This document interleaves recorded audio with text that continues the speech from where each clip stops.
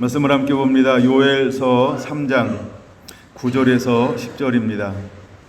구약성경 1274쪽입니다.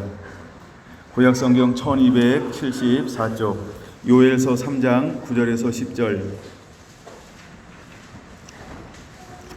우리 찾으신 분은 함께 봉독하겠습니다. 너희는 모든 민족에게 이렇게 널리 선포할지어다. 너희는 전쟁을 준비하고 용사를 격려하고 병사로 다 가까이 나와서 올라오게 할지어다. 너희는 보습을 쳐서 칼을 만들지어다. 낫을 쳐서 창을 만들지어다. 약한 자도 이르기를 나는 강하다 할지어다. 아멘. 그 말씀 안으로 두 번째 시간, 오늘 소제목으로는 보습을 쳐서 칼을 만들지어다. 보습을 쳐서 칼을 만들지어다. 이런 제목으로 함께 은혜를 나누겠습니다.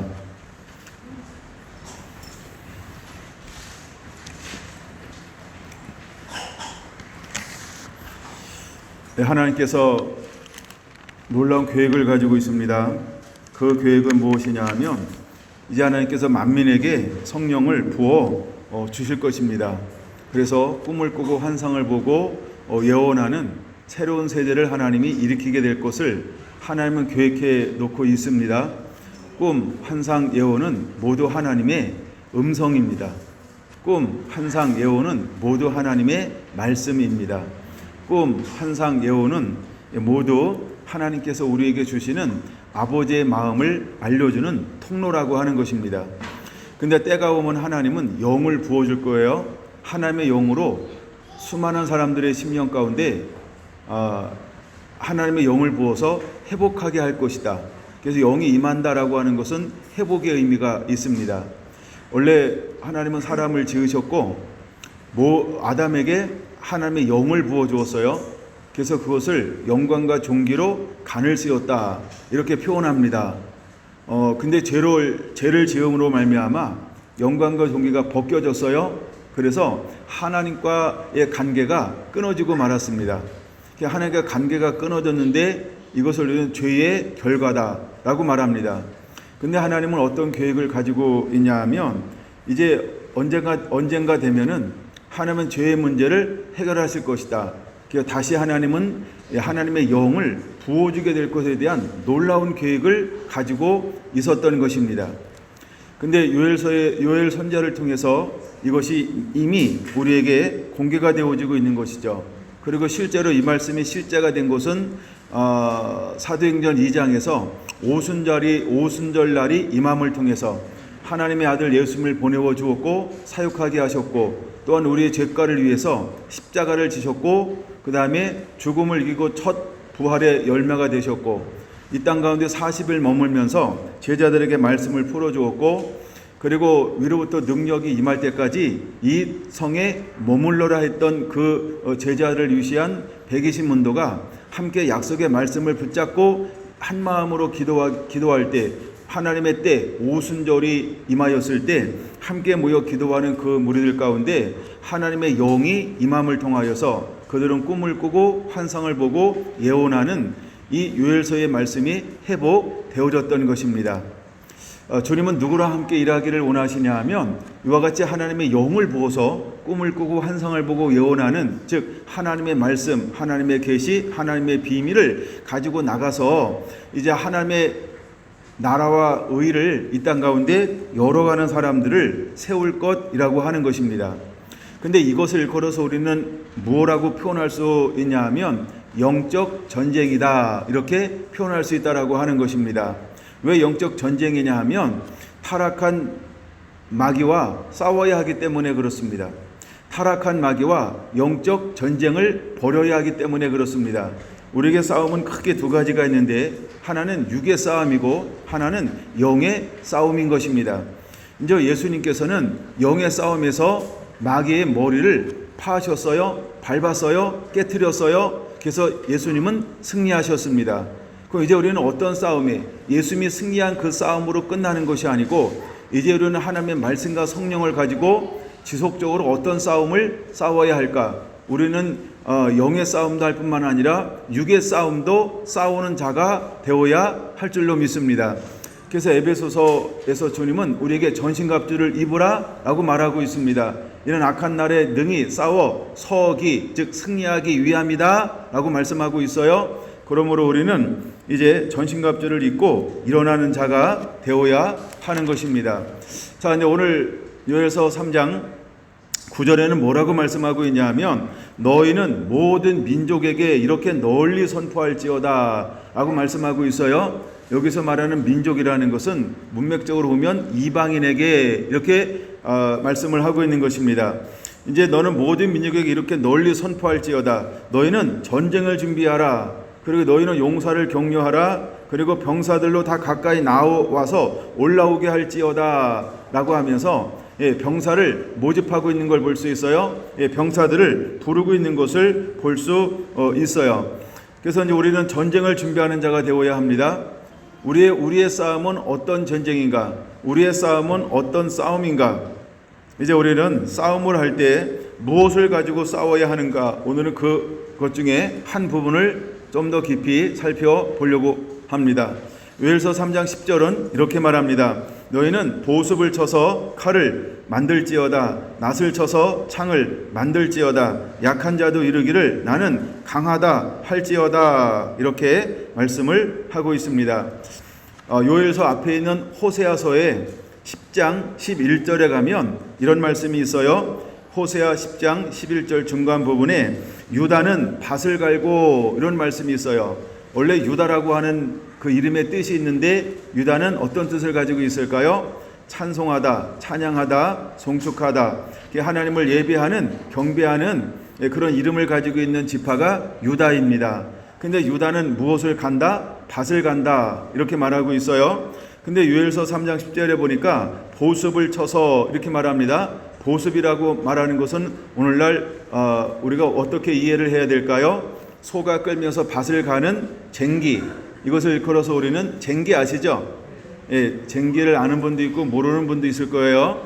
근데 하여간 이 쟁기를 일컬어서 이 용도는 무엇이냐 하면 밭을 일구는 거예요. 밭을 갈아 엎는 거예요. 밭을 갈아 엎는 이유는 씨앗을 파종하기 위해서, 새롭게 농사짓기 위해서 밭을 갈아 엎는, 이것을 일컬어서 우리는 보습이라고 이렇게 표현하는 것입니다. 근데 오늘 3장 10절에는 뭐라고 말씀하고 있냐면 보습을 쳐서 칼을 만들지어다 이렇게 말씀하고 있어요.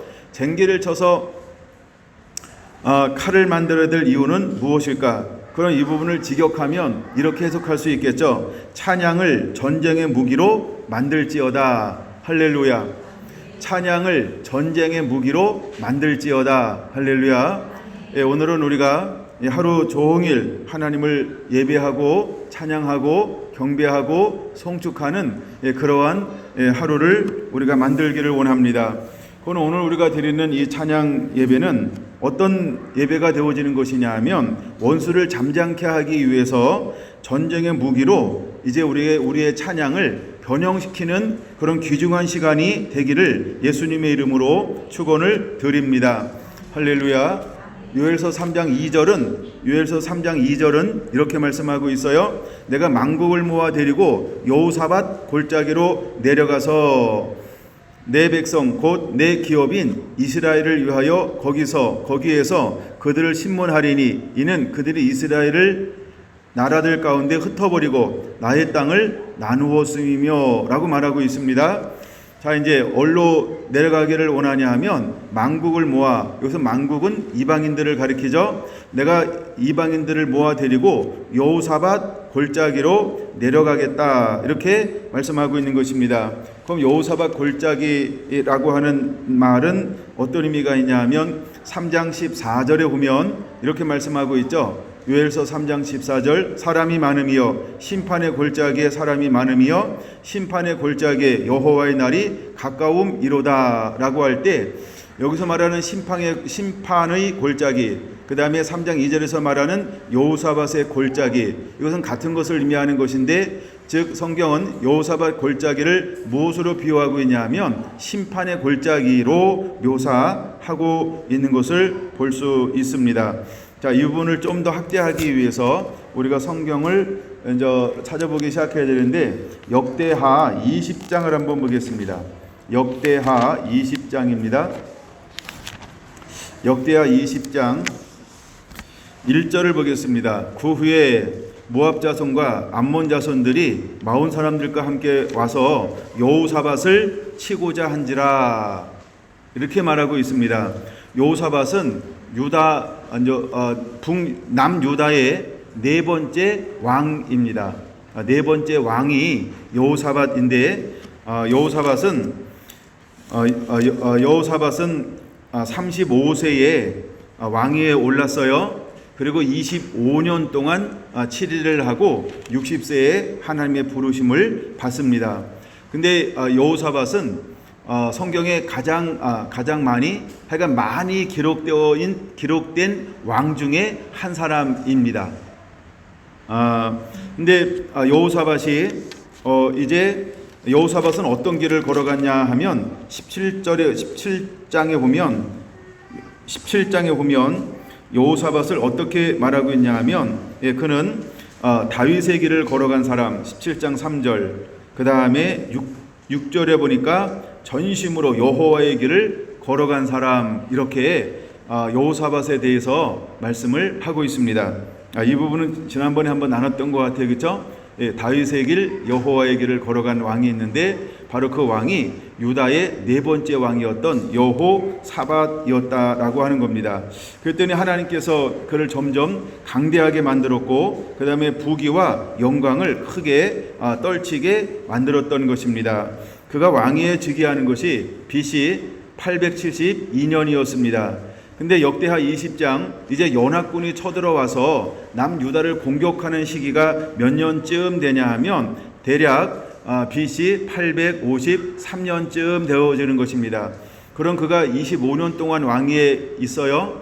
그러면은 몇 년 이후에 연합군이 쳐들어와서 전쟁이 일어나냐 하면 대략 19년이 지난 즈음에 이제 이런 전쟁이 벌어지고 있는 것입니다.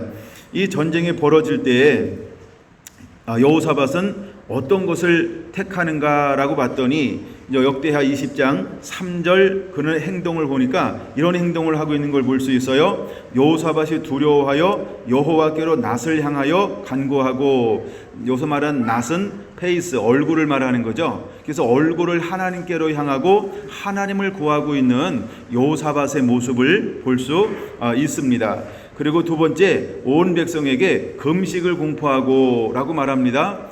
그는 전심을 다해서 하나님의 얼굴을 구한다. 즉 하나님을 찾고 있는 것이죠. 하나님을 구하고 있는 것이죠. 이처럼 여호사밧은 자신의 힘과 그 다음에 부귀와 영화, 존귀함을 얻게 했음에도 불구하고 그는 어떤 일을 만나든지 첫 자리에 하나님을 놓고 하나님을 의지하고 있는 것을 알 수 있지요. 4절은 이렇게 말합니다. 유다 사람이 여호와께 도움을 구하려 하여 유다 모든 성읍에서 모여와서 여호와께 간구하더라. 이처럼 그는 하나님 앞에 문제를 만날 때 자신의 힘이나 능으로 하지 않고 하나님께 구하고 있는 것을 볼 수 있습니다. 자, 그러면서 그가 6절부터 구체적으로 기도하고 있는 장면이 쭉 기록되어져 있어요. 기도를 마치고 나니까 14절, 하나님의 영이 그 시대에 하나님께 쓰임받았던 선지자 중에 한 사람이었던 14절 야하시엘에게 하나님의 영이 임해서 뭐라고 선포하고 있냐 하면 15절 마지막 부분, 이 전쟁은 너희에게 속한 것이 아니요 하나님께 속한 것이니라 라고 말하면서 이 연합군이 쳐들어와서 너희와 전쟁하는 것은 너희의 전쟁이 아니고 하나님께 속한 전쟁이니까 내가 할 것이다 라고 이렇게 하나님이 말씀하고 있는 걸 볼 수 있어요. 근데 다만 이스라엘이 해야 될 일이 있습니다. 그것이 무엇이냐 하면 17절, 이 전쟁에는 너희가 싸울 것이 없나니 대열을 이루고 서서 너희와 함께한 여호와가 구원하는 것을 보라. 그저 이 전쟁을 너희는 대열을, 항우를 갖추어서 그냥 하나님이 어떻게 싸우는지 보기만 하라, 이렇게 말씀을 하셨다라고 하는 겁니다. 그랬더니 이 예언의 말씀이 끝나자마자 여호사밧과 유다의 모든 백성들은 하나님을 향해서 18절 마지막 부분 여호와께 경배하고 19절 마지막 부분 이스라엘 하나님 여호와를 찬송하니라 라고 고백하고 있습니다. 근데 실제로 이제 전쟁이 일어났을 때 여호사밧은 백성들을 향하여 뭐라고 선포하고 있냐면 20절 이렇게 말하죠. 너희는 너희 하나님 여호와를 신뢰하라. 그리고 경고히 서리라. 그의 선지자들을 신뢰하라. 그리하면 형통하리라 하고 21절 별표 한번 해놓으시기 바랍니다. 그가 특별한 액션을 취하고 있는 모습을 볼 수 있는데 백성과 더불어 의논하고 노래하는 자들을 택하여 여기서 백성과 더불어 의논하고는 하나님의 말씀을 그대로 전부 순종하고 그렇죠? 예, 하나님을 순종하지 않고가 아니고 하나님 말씀하신 그대로 서서 즉 대오를 항호를 갖추고 서서 그가 할 수 있는 것 더 무엇을 하나 택하고 있냐 하면 노래하는 자들을 택하여 거룩한 예복을 입히고 군대 앞에서 행진하며 여호와를 찬송하여 이르기를 함께 읽어볼까요? 여호와께 감사하세 그의 인자하심이 영원하도다. 다시 한번요. 시작. 여호와께 감사하세 인자하심이 영원하도다. 다시 한번 합니다. 시작. 여호와께 감사하세 그의 인자하심이 영원하도다.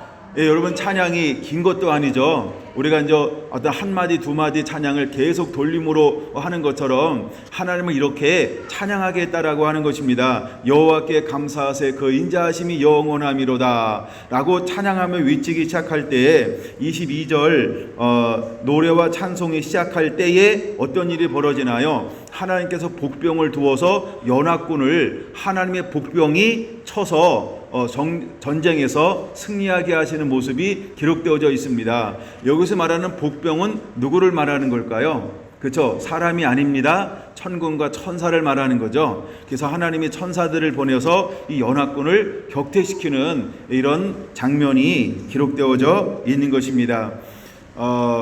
그래서 우리가 이것을 일컬어서 우리는 여호사밧 골짜기 이렇게 말하고, 그래서 우리가 여호사밧 골짜기를 말할 때 여호사밧 골짜기는 어떤 골짜기다? 심판의 골짜기다 라고 말씀을 하고 있는 것입니다. 그 다음에 또 하나 이 골짜기의 이름을 26장에 가니까 뭐라고 부르냐 하면 부라가 골짜기 이렇게 또 하나 이름을 붙입니다. 26절에 있죠. 부라가라고 하는 뜻은 뭐냐 하면 송축하다, 송축하는 골짜기다. 그래서 하나님을 예배했더니, 하나님께 노래했더니, 하나님을 찬양했더니 하나님께서 연합군을 심판했다. 예, 우리를 쳐서 들어온 모든 대적을 거기서 하나님의 복병을 두어서 쳐서 우리를 승리케 했다라고 말하면서 부라가 골짜기 이렇게 그 여호사밧이 그 골짜기의 이름을 부라가 골짜기 이렇게 불렀다는 것입니다. 그럼 여러분 우리가 골짜기의 변화가 일어나고 있는 걸 지금 볼 수 있죠. 하나 여호사밧 골짜기가 나오고요. 그 다음에 심판의 골짜기라고도 말하고 또 하나는 부라가 골짜기. 부라가라고 하는 것은 어떤 뜻이 있다? 송축하다. 그래서 송축의 골짜기다. 이렇게 우리가 표현할 수 있는 것입니다. 자, 다시 요엘서로 한번 넘어와 보겠습니다. 요엘서 3장 18절에 보면 또 하나의 골짜기가 소개가 되어지고 있는데 그날에 이제 모든 것이 회복되고 주님께서 오실 때 이때를 말하는 것인데요. 그날에 산들이 단 포도주를 떨어뜨릴 것이며 작은 산들이 젖을 흘릴 것이며 유다 모든 시내가 물을 흘릴 것이며 여호와의 성전에서 샘이 흘러나와서 시딤 골짜기에 되리라. 그래서 골짜기가 또 하나 소개가 되어지고 있는데 이 골짜기를 시딤 골짜기라 이렇게 말합니다. 보통 우리가 시딤 나무 그러면 우리나라로는 아카시아 나무 이런 걸 말하는데, 그래서 시딤 골짜기라고 하는데 시딤이라고 하는 뜻이 있는데 어떤 뜻을 가지고 있냐면 메말라 있다, 메마름의 골짜기. 그래서 메마름의 골짜기라 이렇게 표현하는 거예요. 근데 메말름의 골짜기인데 그날에 어떤 일이 벌어진다고요? 여호와의 성전에서 샘물이 흘러나와 시딤 골짜기에 그 물이 되리라 이렇게 말하고 있어요. 그럼 메마른 골짜기가 어떻게 변화가 되어지는 거예요? 풍성한 골짜기로, 윤택한 골짜기로, 물이 지속적으로 흐르는 골짜기로의 변화가 일어나게 될 것이다 이렇게 말하고 있는 것입니다. 근데 이 모든 회복은 무엇으로부터 시작이 되냐 하면 우리가 거룩한 전쟁을 위해서 이제 전쟁을 준비하고 용사들을 일으켜 하나님을 예배할 때, 이제 하나님의 영이 임하고 신령과 진정으로 하나님을 예배하고 찬양할 때 이 놀라운 회복이 일어날 것을 오늘 우리에게 보여주고 있는 것입니다. 바로 오늘 우리의 예배가 그런 예배가 되기를 원합니다. 오늘 우리의 예배가 이런 예배가 되기를 예수님의 이름으로 축원을 드립니다.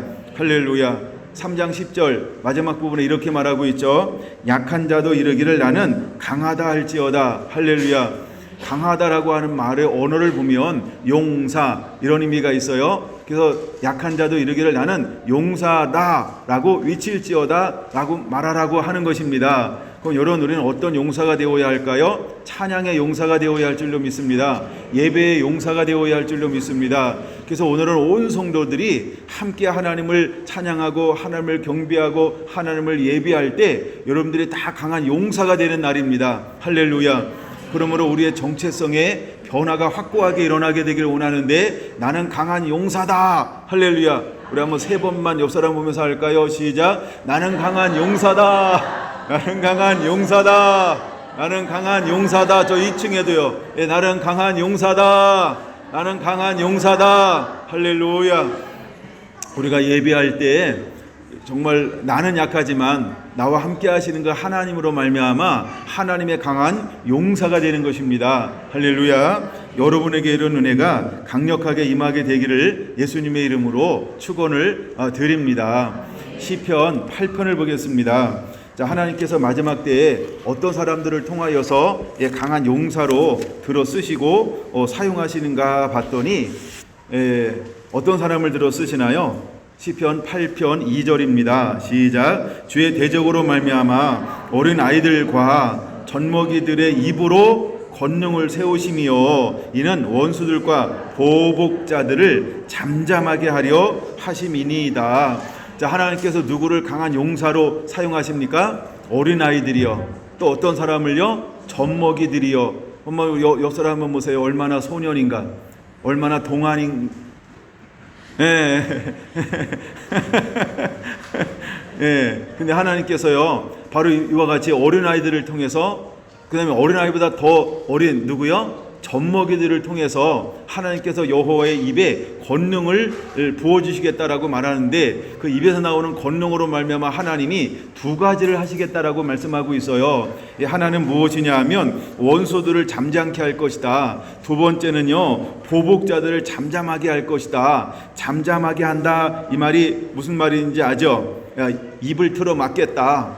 예, 아무 말도 못하게 만들겠다. 이런 말이거든요. 그럼 이제 하나님은 이것이 무엇을 통하여 이런 계획을 가지고 있을까요? 바로 찬양을 통하여서 하나님을 예배하는 예배자들의 그 예배를 통하여서 이제 하나님은 모든 원수들을 잠잠케 할 것입니다. 모든 보복자들을 잠잠케 할 것입니다. 그러므로 우리는 어디에서 싸워야 하냐 하면 하나님의 전에서 하나님을 예배함으로 하나님을 찬양함으로 선한 싸움을 싸우는 자가 되어야 합니다. 할렐루야. 여러분 오늘 우리가 찬양할 때 모든 묶였던 결박이 풀어지고 끊어지고 자유케 되는 그런 역사가 일어나게 되기를 원합니다. 막혔던 문들이 열려지는 역사가 일어나게 되기를 원합니다. 또 여러분 우리가 모든 빼앗겼던 것들을 회복하는 그런 역사들이 바로 여러분의 삶 가운데 일어나게 되기를 예수님의 이름으로 축원을 드립니다. 할렐루야. 이제 성경 구절을 몇 군데 볼 것인데 굉장히 중요한 성경 구절이 될 것 같아요. 요한계시록 4장 먼저 보겠습니다. 요한계시록 4장. 제가 지금 말을 빨리 하고 있는 거 아시죠? 예. 자, 요한계시록 4장입니다. 1절에서 11절까지 있는데요. 여기 보니까 보호자 앞에서 어떤 일들이 일어나는지를 우리에게 그대로 보여주고 있어요.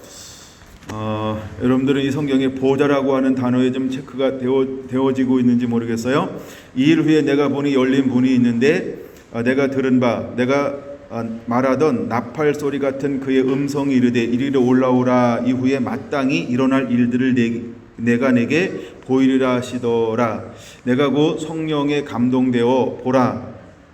감동되었더니 보라 하늘의 보호자를 베풀었고 그 보호자 위에 앉으신 이가 있는데 앉으신 이의 모양이 벽옷과 홍보석 같고 또 무지개가 있어 보좌에 돌렸는데 그 모양이 녹보석 같더라. 또 보좌에 둘러 24장로들이 있고 그 보좌들 위에 24장로들의 흰옷을 입고 머리에 금관을 쓰고 앉았더라. 보좌로부터 번개와 음성과 우레소리가 나고 보좌 앞에 켠 등불 7이 있으니 이는 하나님의 7 영이라.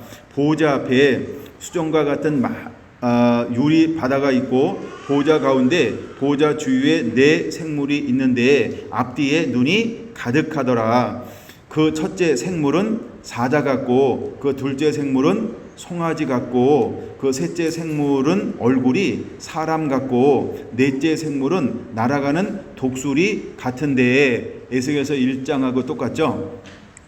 그래서 옆에다가 에스겔 1장 그냥 그렇게만 적어 놓으시고요. 8절 네 생물은 각각 6날개를 가졌고 그 안과 주위에는 눈이 가득하더라. 그들이 밤낮 쉬지 않고 이르기를. 함께 한번 읽어볼까요? 거룩하도다 거룩하도다 거룩하도다 주 하나님 곧 전능하신 이여 전에도 계셨고 이제도 계시고 장차 오실 이시라 하고 그 백성 생물들이 보좌에 앉으사 세세토록 살아계신 이에게 영광과 존귀와 감사를 돌릴 때에 24장로들이 보좌에 앉으신 이 앞에 엎드려 세세토록 살아계시는 이에게 경배하고 자기의 간을 보좌 앞에 드리며 이르되 함께 시작. 우리 주 하나님이여 영광과 존귀와 권능을 받으시는 것이 합당하오니 주께서 만물을 지으신지라 만물이 주의 뜻대로 있었고 또 지으심을 받았나이다 하더라. 할렐루야. 예, 이와 같이 보좌에서 일어나고 있는 일들이 어떤 일들이 일어나고 있는 것입니까? 8절 마지막 부분에 보는 것처럼 밤낮 쉬지 않고, 네온 박스 해놓으세요. 밤낮 쉬지 않고 무엇을 합니까? 경배와 찬양을 올리고 있는 것을 볼 수 있습니다. 근데 무엇이라고 찬양하고 있나요? 혹시 여러분 우리가 무엇으로 찬양할지 모르면 그냥 이 말씀을 그대로 가져와서 여러분들이 계속 눈으로 보고서 읽으시기 바랍니다. 그래서 우리가 암송하지 말고요, 익숙하게 만들어서 그냥 입에서 이렇게 묻어날 수 있도록 그렇게 익숙해지길 원합니다.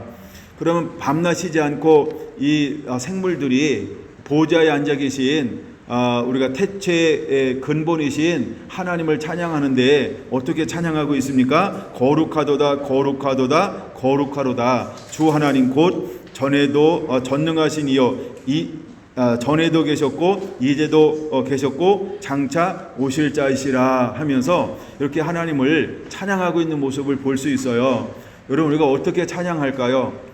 여러분들이 이것이 최고의 찬양 중에 하나라고 하는 걸 기억하시기를 바랍니다. 할렐루야. 예, 그 다음에 11절에 말씀하고, 물론 9절에도 이렇게 말하죠. 영광과 존귀와 감사를 돌리고 있는 걸 볼 수 있고, 그 다음에 11절도 이렇게 찬양합니다. 우리 주 하나님이여 영광과 존귀와 권능을 받으시는 것이 합당하시오니 주께서 만물을 지으신지라 만물이 주의 뜻대로 있었고 또 지으심을 받았나이다 라고 말하면서 모두가 다 24장로도 이렇게 하나님을 찬양하고 또 네 생물들도 다 찬양하고 천국에 있는 천상에 있는 그 모든 존재들이 하나님을 하나됨을 찬양하고 경배하고 있는 것을 볼 수 있습니다. 근데 이제 왜 하나님께서 우리에게 찬양하기를 그렇게도 원하시고 또 우리를 통해서 찬양 받기를 원하시는지 그 이유를 두 가지 성경을 통해서 한번 살펴보려고 합니다. 에스겔서 28장입니다. 에스겔 28장 13절 보겠습니다. 에스겔서 23장 18절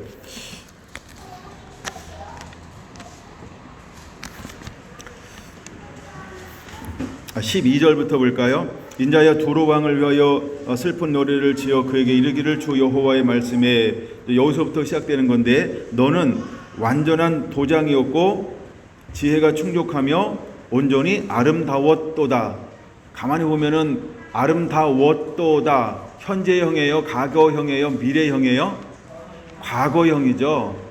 그러니까 전에 그랬다는 거예요. 누가? 타락한 루시퍼, 타락한 사탄이 내가 옛적에 13절 하나님의 동산 에덴에 있어서 각종 보석 곧 홍보석과 항보석과 금광석과 항옥과 홍마노와 창옥과 청보석과 남보석과 홍옥과 황금으로 단장하였으며 내가 지음을 받던 날에 너를 위하여 소고와 비파가 준비되었도다. 너는 기름 부음을 받고 지키는 그룹이며 내가 너를 세우매 내가 하나님의 성산에 있어 불타는 돌들 사이에 왕래하였었도다. 내가 지음을 받던 날로부터 내 모든 길에 완전하더니 마침내 내게서 불의가 드러났도다. 전부 과거형이죠. 예, 과거형으로 기록되어져 있는 걸 볼 수 있어요. 저는 이렇게 아름다웠던 존재, 세상의 최고의 존재 중에 하나가 누구였냐면 하나님을 경배하고 하나님을 찬양하는 부분을 맡았던 루시퍼라고 하는 천사라고 하는 것입니다. 보통 우리가 이제 하늘에 있는 천사를 세 그룹으로 구분을 하기 때문에 우리가 신학에서 이렇게 이야기해요. 루시퍼도 한 그룹이고 미가엘도 한 그룹이고 그 다음에 가브리엘도 한 그룹이고 그래가지고 루시퍼가 타락함을 통해서 천상의 3분의 1의 천사가 함께 타락해서 쫓겨남을 당했다. 이렇게 이제 우리가 신학에서는 이야기를 합니다. 그래서 이렇게 약간 아름답게 지웠는데 15절 마침내 무엇이 드러났습니까? 불의가 드러났습니다. 16절 강포가 가득하고 범죄했습니다. 17절 마음이 교만하여서 그 다음에 18절 죄악이 많고 불의함으로 그다음에 모든 성소를 더럽힘으로 말미암아 쫓겨난 존재가 누구냐 하면 바로 루시퍼라는 타락한 천사라고 하는 것입니다. 근데 이 루시퍼가 목적이 뭐였다? 하나님을 찬양하고 하나님을 경배하고 밤낮 쉬지 않고 하나님을 찬양하는 그 직을 맡았다라고 하는 것이지요. 그래서 하나님을 찬양하는 이 천사를 가장 멋있게 하나님이 지으시고 창조했다는 겁니다. 근데 그가 어떤 마음을 품었냐 하면 교만한 마음을 품었다라고 하는 것입니다. 우리가 함께 그 다음에 두 번째 성경 구절 이사야 14장을 보겠습니다. 이사야 14장 에스겔서 28장과 14장 12절에서는 짝을 이루는 성경 구절이니까 여러분들이 적어놓고 자주 한번 찾아보시면 좋습니다. 이사야 14장 12절에서 15절까지만 봅니다. 너 아침의 아들 계명성이여, 루시퍼를 말하는 거죠. 내가 어찌 그리 하늘에서 떨어졌으며 너 열국을 얻은 자여 어찌 그리 땅에 찍혔는고. 내가 내 마음에 이르기를 내가 하늘에 올라 하나님의 뭇 별 위에 내 자리를 높이리라. 내가 북극 지폐의 산 위에 앉으리라. 가장 높은 구름에 올라가 지극히 높은 이와 같아지리라 하는도다. 그러나 이제 내가 스올, 지옥을 말하죠. 무적행을 말하는 건데 스올 곧 구덩이 맨 밑에 떨어짐을 당하리로다. 13절에 보면 무엇이 드러나고 있습니까? 그 마음의 교만함이 드러나고 있는 모습을 구체적으로 우리에게 보여주고 있는 것입니다. 그래서 그 찬양의 자리가 공석이 되었어요. 비었단 말이에요. 그래서 하나님께서 어떤 계획을 가지고 있는 거예요? 하나님의 사람을 통해서 그 하나님을 찬양하고 경배하는 그 자리를 통해서 이제는 하나님의 형상으로 만든 사람을 통해서 하나님이 찬양받기를 원하셨다라고 하는 것입니다. 할렐루야. 그래서 우리의 제일 된 목적이 무엇이냐 하면 하나님을 예배하는데 하나님을 찬양 드리는 것이라는 것이죠. 할렐루야. 그래서 오늘 우리가 드리는 이 찬양 예배는 얼마나 중요한지 그 목적을 회복하는 한 걸음 한 걸음으로 나아가는 하나의 실자가 되는 그런 아름다운 날이 되기를 원합니다. 다음에 이제 굉장히 중요한 성경 구절 한 군데에만 한 파트만 더 찾아보고 말씀을 마칠 건데요. 마태복음 21장으로 넘어가 보겠습니다. 마태복음 21장입니다. 자, 예수님께서 어린 아기를 타고 이제 예루살렘에 입성하고 있습니다. 예수님께서 어린 아기를 타고 예루살렘에 입성할 때 9절 어떤 일이 벌어졌을까? 9절 같이 읽습니다. 앞에서 가고 뒤에서 따르는 무리가 소리 높여 이르되 호산나 다윗의 자손이여 찬송하리로다. 주의 이름으로 오시는 이여 가장 높은 곳에서 호산나 하더라. 할렐루야. 이제 여러분, 우리는 어떤 찬양이 올려져야 할까? 이 찬양이 올려져야 한다는 겁니다. 호산나 다윗의 자손이여 찬송하리로다. 주의 이름으로 오시는 이여 가장 높은 곳에서 호산나 하더라 라고 하는 이 찬양이 올려져야 할 줄로 믿습니다. 아멘. 13절 봅니다. 그들에게 이르시되 기록된 바 내 집은 기도하는 집이라 일컬음을 받으리라 하였거늘 너희는 강도의 소굴로 만들었도다 라고 말하고 있어요. 기도하는 집이다 라고 할 때의 기도는 단순히 그냥 우리가 말하는 기도를 가지고 우리가 이제 이렇게 하나님을 찬양하는 경배의 경배하면서 하는 편 나가는, 즉 찬송하며 나가는 그런 예배를 말씀하고 있는 것입니다. 자, 앉아.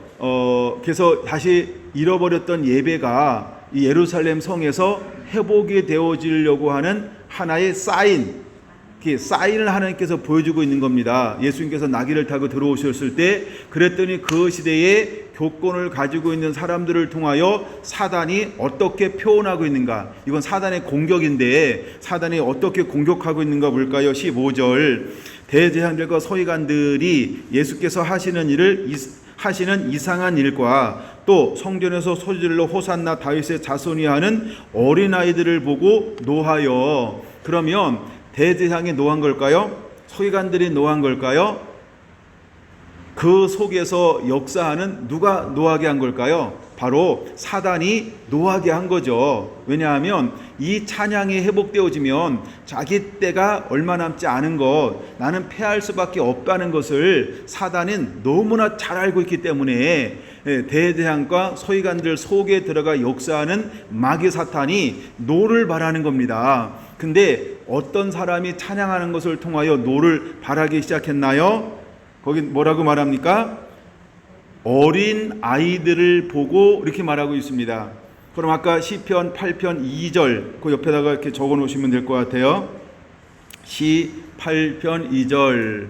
왜냐하면 하나님께서 이제 마지막 때에 젖먹이들과 어린아이과 젖먹이들의 입으로 권능을 세우시며 원수와 보수자로 삼아서 그들을 잠잠케 하시겠다라고 하는 놀라운 계획을 가지고 있는 것입니다. 할렐루야. 그럼 오늘 여러분들이 찬양을 드릴 때 우리가 어떤 마음으로 찬양해야 할까요?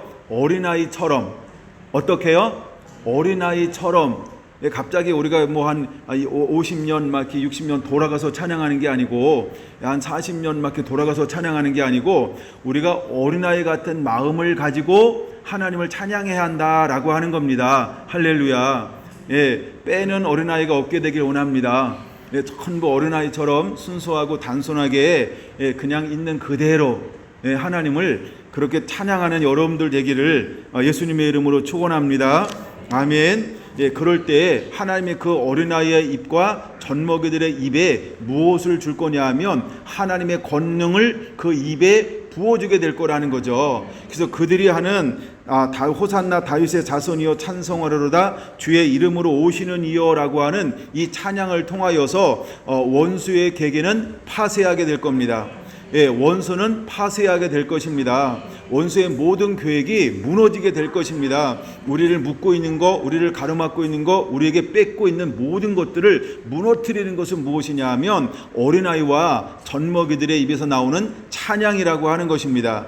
오늘 여러분들이 어떤 찬양을 선택했든 그 찬양을 통하여서 오늘 허벌난 일이 일어나게 될 줄 믿으시기 바랍니다. 할렐루야. 놀라운 일이 일어나는 날인 것을 믿으시기 바랍니다. 그래서 16절 어떤 말씀을 인용하고 있나요? 예수님께서 어떤 말씀을 인용하고 있어요? 바로 시편 8편 2절의 말씀을 인용하고 있는 겁니다. 빨간 부분 같이 읽어볼까요? 그렇다 어린아기와 젖먹이들의 입에서 나오는 찬미를 온전하게 하셨나이다 함을 너희가 읽어본 일이 없느냐? 할렐루야. 하나님께서는 여러분의 찬양을 이제 온전하게 하셨습니다. 그러면 오늘은 마음껏 하나님을 찬양하고 경배하고 예배하며 여러분의 몸과 마음을 하나님 앞에 이렇게 드리는 귀한 날 되기를 예수님의 이름으로 축원을 드립니다. 할렐루야, 할렐루야. 이제 마지막 한 구절만 남았는데요. 23장이요. 23장 37절에서 39절을 볼 겁니다. 가장 중요한 말씀은 39절인데 37절부터 보겠습니다. 예루살렘아 예루살렘아 선지자들을 죽이고 내게 파송된 자들을 돌로 치는 자여 암탉이 그 새끼를 날개 아래 모음같이 내가 내 자녀를 모으려고 한 일이 몇 번이더냐. 그러나 너희가 원하지 아니하였도다. 보라 너희 집이 황폐하여 버린 바 되리라. 내가 너희에게 이르노니 이제부터 너희는 찬송하리로다. 주의 이름으로 오시는 이여 할 때까지 나를 보지 못하리라 하시니라. 할렐루야. 그건 여러분 우리가 주님을 보기 위해서 또 우리가 주님의 임재와 영광 안에 머물기 위해서 또한 신랑이 이 땅 가운데 오시기 위해서 우리 안에 회복되어져야 할 것이 있는데 그것이 무엇일까요? 바로 찬양이 회복되어져야 합니다. 근데 어떤 찬양이 회복되어져야 할까요? 여기 그냥 나온 그대로라고 한다면 찬송하리로다 주의 이름으로 오시는 이여. 할렐루야. 찬송하리로다 주의 이름으로 오시는 이여. 그럼 주의 이름으로 오시는 이를 찬양합니다 라고 우리가 계속해서 이 찬양을 올려야 한다라고 하는 것입니다. 할렐루야. 다윗의 자손이여 찬송하리로다 주의 이름으로 오시는 이여 라고 하는 이 찬양이 올려져야 할 줄로 믿습니다. 그럼 오늘 우리가 다시 어린아이들과 젖먹이들의 입을 권능 있게 하셨던 그 하나님께서 오늘 여러분들이 어린아이처럼 젖먹이들처럼 하나님을 마음껏 찬양하고 경배할 때 하나님이 여러분의 입술에 권능을 부어주게 될 겁니다. 할렐루야. 오늘 그런 놀라운 일이 일어나는 그런 하루가 되기를, 그리고 이제 그 이후에 우리 삶 가운데 영적인 육적인 놀라운 그런 자유함이 일어나는 새날이 되기를 예수님의 이름으로 축원을 드립니다. 할렐루야.